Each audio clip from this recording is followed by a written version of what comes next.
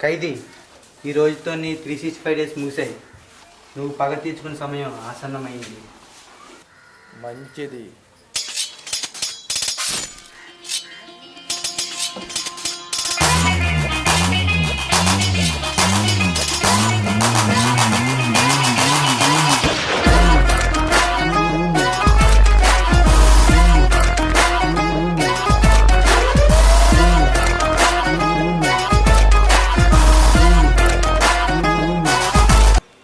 అన్నా, నీకు ఒక గుడ్ న్యూస్.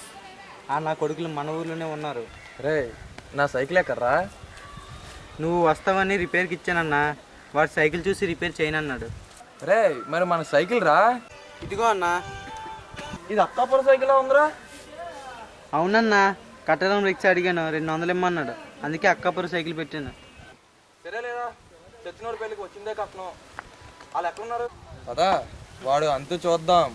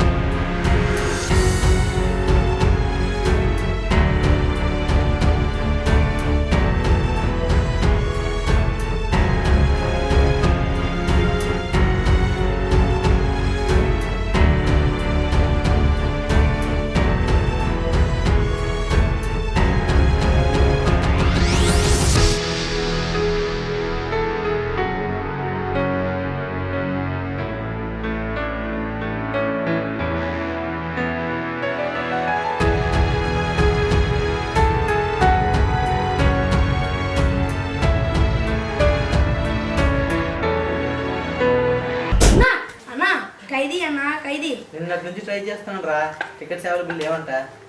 అయ్యో, అది కాదన్నా. రే, బ్లాక్ లో కూడా ట్రై చేశాను రా, టికెట్స్ లేవంట. అయ్యో, నేను చెప్పింది సినిమా ఖైదీ 150 గురించి కాదన్నా. బయట ఖైదీ ఉన్నాడన్నా. ఇంకా అడిగి పెడుతుందన్నమాట. రమ్మను, ఆహారం అయిపోద్ది.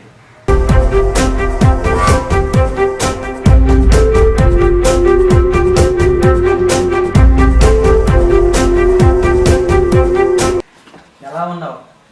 జైలు బాగా వంట పెట్టినట్టుంది. జైల్లో ఇప్పుడు దాకా ఒక్కనే ఉండి బోర్ కొట్టింది. నువ్వు తోడుంటే బాగుండేది.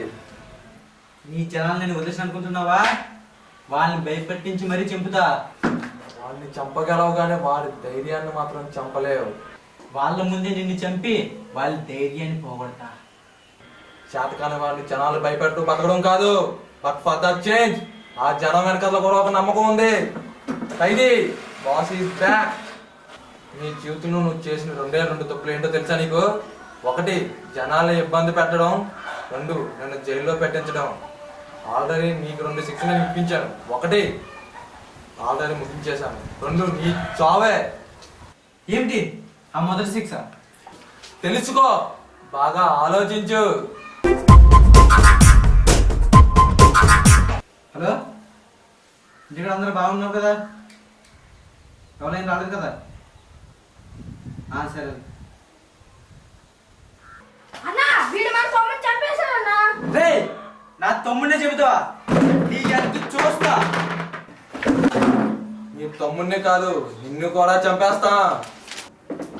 నీ చావుని నువ్వే కొని తెచ్చుకుంటున్నావు. నువ్వు ఎక్కడికి వచ్చి ఏం మాట్లాడుతున్నావు తెలుసా? నువ్వు వచ్చింది పులిబోన్లోకి. తప్పించుకోవడం అంత సులభం కాదు.